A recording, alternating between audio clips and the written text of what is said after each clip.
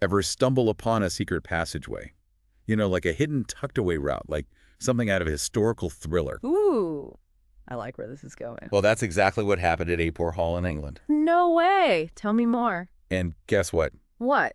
It connected the bedrooms of King James I and his absolute favorite George Villiers, the first Duke of Buckingham. Talk about scandal. Now, that's a discovery that really throws open the doors to a relationship that had everyone buzzing back in the 17th century. We're talking power ambition and maybe even a little bit of foul play. Exactly. You sent over some excerpts from the Noble Blood podcast. Yes. Specifically the episode Death and the King's Favorite. And I have to say, this deep dive is already shaping up to be a fascinating one. It is, isn't it? We're going to unravel the story of George Villiers, his rise to the top, his controversial relationship with the king, and the political turmoil that eventually brought him down. And possibly even played a role in the king's death. It's a tangled web we're about to untangle. Okay, so let's start at the beginning. George Villiers wasn't born into royalty or privilege. He was a second son from a modest family. Not exactly the typical starting point for a king's favorite. No, not at all. And in those days, his options were pretty limited. He could maybe join the clergy or try his luck in the New World. But his mother, Mary Villiers, was a woman of ambition. She saw something in George, his good looks, his charm, and she was determined to see him succeed. So she hatches a plan, right, to get him noticed at court, almost like a 17th century stage mom. It was a strategic move, for sure. The English nobility at the time were keen to have an Englishman in the king's inner circle, and Mary Villiers saw this as an opportunity to propel her son into a position of influence. And how does she do it? Does she throw a lavish party and introduce him to all the right people? It's far more captivating than that. Okay. Picture this, a grand ball at court. Music swirling, everyone watching. And then George Villiers takes to the dance floor. He performs with such grace, such charisma, that he completely captivates the king. It's almost like a scene from a movie, a single dance that changes everything. It really is. It's reminiscent of Anne Boleyn's legendary performance for Henry VIII. These dances weren't just about entertainment. They were opportunities to display charm, ambition, even political maneuvering. And in George's case, it certainly worked. So George catches the king's eye. But let's talk about King James I for a moment. He wasn't your average monarch, was he? Not really. James I had a rather complicated past, shaped by a childhood marked by violence and fear. He witnessed his mother's execution, his father's murder. Those experiences instilled in him a deep-seated fear of assassination. That must have been incredibly traumatic. I can only imagine the impact it had on him. It led him to seek solace and distractions in the company of male favorites. And this is where his relationship with George Villiers becomes particularly intriguing. Historians are still debating the nature of their bond. Was it purely platonic, or was there something more? And the podcast guest expert Benjamin Woolley raises an interesting point about how we view historical relationships through a modern lens. Precisely. He argues that applying our current understanding of sexuality and homophobia to the 17th century can actually distort our understanding of these relationships. The language of intimacy was different then. So we have to be careful about imposing our modern-day values and assumptions onto the past. Exactly. James expressed affection for George quite openly in letters, even referring to him as his wife. Wow. Now, this might seem shocking to us today, but it doesn't necessarily fit neatly into our current categories of sexual orientation. It's a reminder that history is full of nuances and complexities. But let's not forget that this royal favoritism wasn't just a private affair. It had significant political consequences.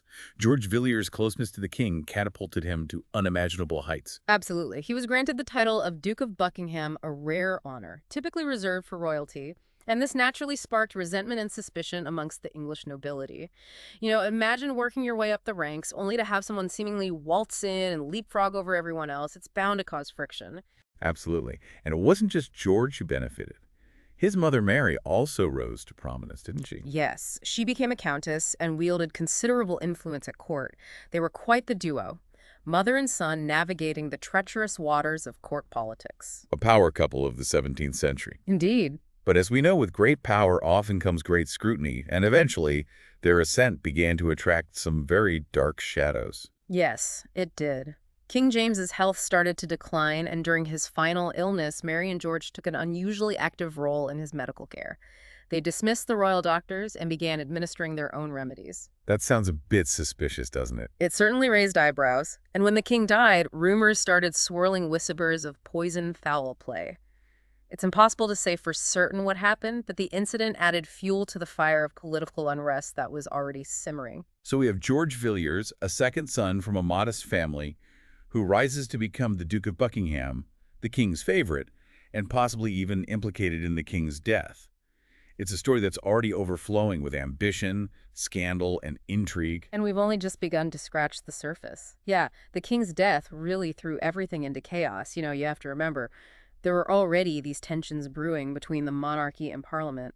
And now, with James gone and Charles I on the throne, these tensions, well, they were about to reach boiling point. Okay, so let's talk about Charles I.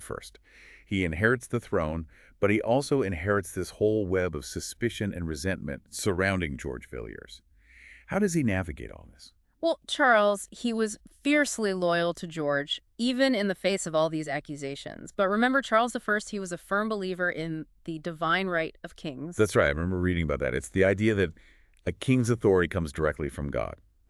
It can't be challenged by earthly institutions like Parliament, right?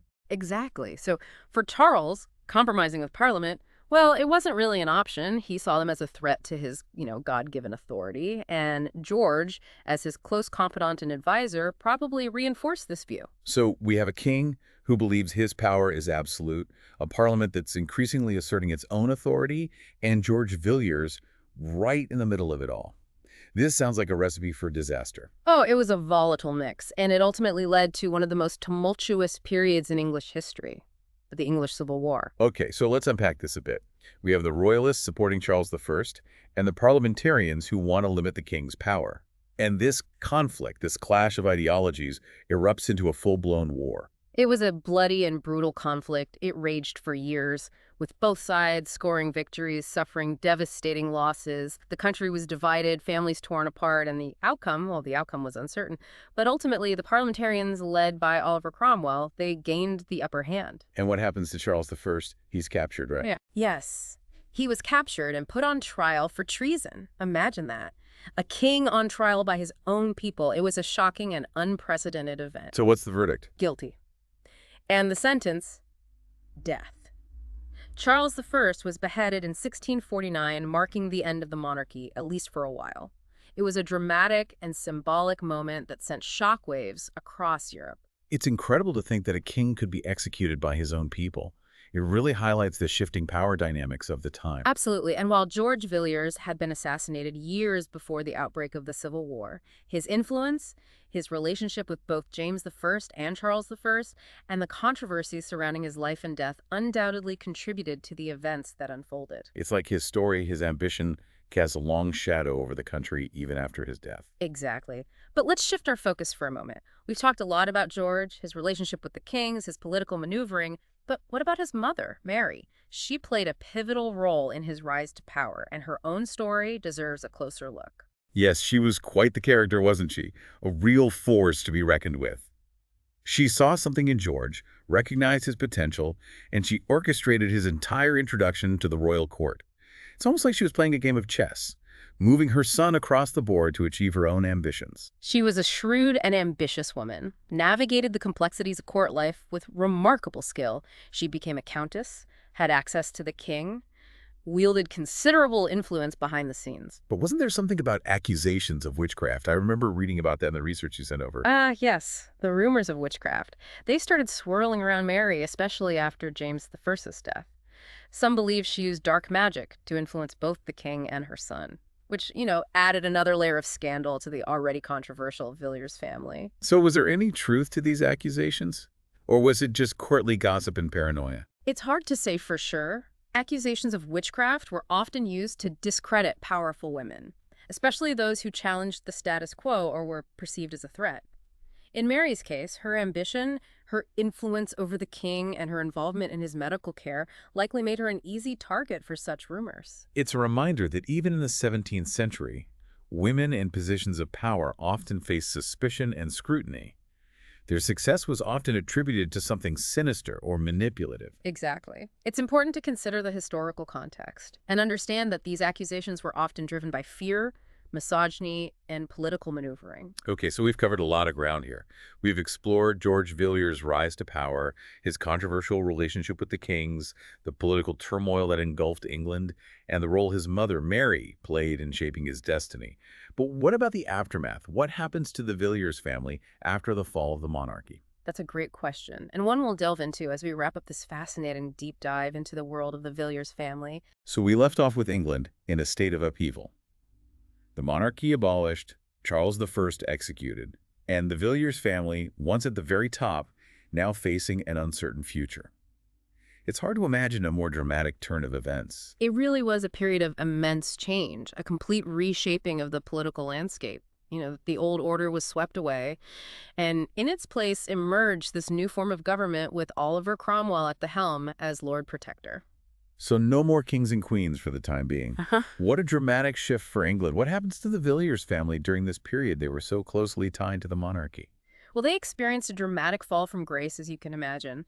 Mary Villiers, the Countess, she died in 1645, just a few years before the execution of Charles I. She witnessed the unraveling of everything she had worked so hard to build. It's almost Shakespearean, isn't it? To rise to such heights only to witness the complete destruction of your family's power and influence. It is. It's a stark reminder that fortune can be fickle, especially in the world of politics. But the story of the Villiers family, well, doesn't end there. Ooh, there's more to come. I'm intrigued. In 1660, the monarchy was restored. Charles II, the son of Charles I, returned from exile and took the throne. It marked the beginning of the Restoration era, a period of relative stability and a return to more traditional values. So does this mean the Villiers family managed to regain some of their lost power and influence? Well, they didn't quite return to the pinnacle of power they had enjoyed under James I and Charles I, but they did make a comeback of sorts.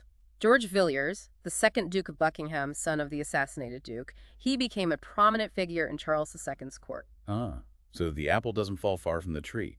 Did he inherit his father's ambition and talent for navigating the world of courtly intrigue? He was certainly a colorful character, known for his wit, his charm, and his, political maneuvering. He held various government positions and was involved in his fair share of scandals and controversies. Sounds like he kept the family tradition alive.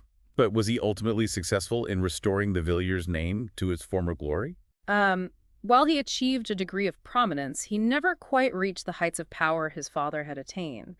And perhaps that's a reflection of the changing times. England, after the upheaval of the Civil War and the interregnum, was a different place. The monarchy, though restored, had been weakened, and Parliament's influence had grown. So the Villiers family, like the monarchy itself, had to adapt to a new political reality.